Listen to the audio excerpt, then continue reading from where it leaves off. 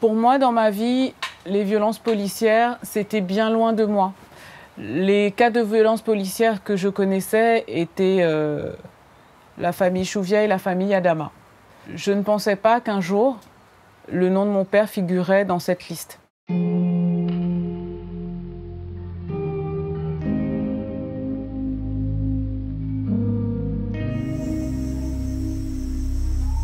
Ce retour en Guadeloupe est assez particulier. C'est la première fois que je reviens depuis les funérailles de mon papa. La ville de Déé est une petite ville tranquille, 4000 habitants, un petit centre-ville. Mon papa connaissait la ville de Déé comme sa poche puisqu'il y a grandi, il y a vécu.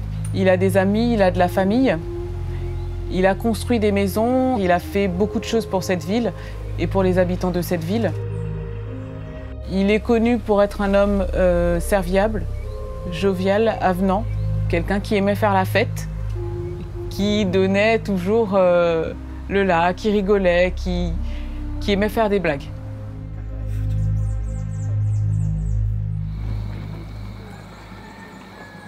C'est calme. Ça fait bizarre de revenir après 6 mois. Donc en fait, il était exactement là. Ok. En passant ici, moi, j'ai le cœur tout le temps serré. Ça s'oublie pas, en fait. Ouais. Ça s'oublie pas. Moi, je garde toujours un bon souvenir de lui, tu vois, parce que je sais que c'était quelqu'un de jovial et tout. C'est pour ça que je craque pas trop non plus, parce que je sais qu'il n'aurait pas aimé ça. Tu vois comment il est. Lui qui nous dit toujours les paroles qui nous font rigoler, qui faisait toujours le clown, tu vois. La relation de mon papa et moi, depuis la métropole, on avait une tradition, c'est qu'on s'appelait le dimanche. Il était hors de question pour lui que je l'appelle la semaine, tout simplement parce que ça l'inquiétait.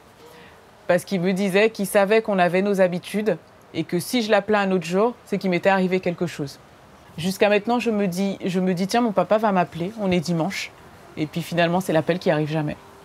Tu vois, quand il disait qu'il y avait des caméras partout, il y en a 2 là, en fait. Ok. Bon, ben, la fameuse vidéo qui nous a fait commencer le combat, en fait. Exactement. Parce que, tu vois, si on n'avait pas ces images-là, c'était leur parole contre la nôtre. On n'aurait jamais su ce qui s'est passé. Ouais. On serait resté sur la version qu'ils t'ont donnée, qui était plausible. Hein. Diabétique, il a fait un malaise, il était fatigué. Bah oui, ça passe. Mais quand tu sais que ça, c'est là, qu'on voit ce qui s'est passé, il n'y a pas d'excuse. Le contrôle de gendarmerie a lieu le 21 novembre 2020. C'est des contrôles aléatoires qui ont lieu un petit peu partout dans les villes de Guadeloupe. On voit dans la vidéo que mon père est extrait d'un coup sec par les 2 gendarmes et à la sortie de son véhicule, il s'effondre. J'ai tout de suite dit que je ne voulais pas voir cette vidéo. Je me suis fait violence, pardon. J'ai quand même visualisé les images. De voir déjà quelqu'un au sol, c'est compliqué. Et de voir son père au sol, c'est d'autant plus compliqué. Donc c'était quelque chose de très très dur pour moi. Mon papa est mort à l'hôpital le 3 décembre, quelques jours après ce fameux contrôle. Quand j'ai la preuve, que j'ai les images devant moi, que je me rends compte que le décès de mon papa est survenu à la suite des agissements de ces gendarmes, j'ai ce sentiment de colère qui m'envahit. En même temps, je me dis que c'est pas la meilleure façon de le défendre que de sombrer dans la colère. Bonsoir à tous. Merci beaucoup d'être là. Depuis le 21 novembre, on mène ce combat. On est là aujourd'hui pour montrer la solidarité d'un peuple autour d'une seule et même cause. On a besoin de respect et c'est le but de la manifestation aujourd'hui. On a besoin d'unité et de justice. Justice pour Clodo! Plus fort! Justice pour Clodo! Plus fort! Justice pour Clodo! Voilà! Justice pour Clodo! Pour nous, on sait où on veut aller. Donc c'est simplement la justice.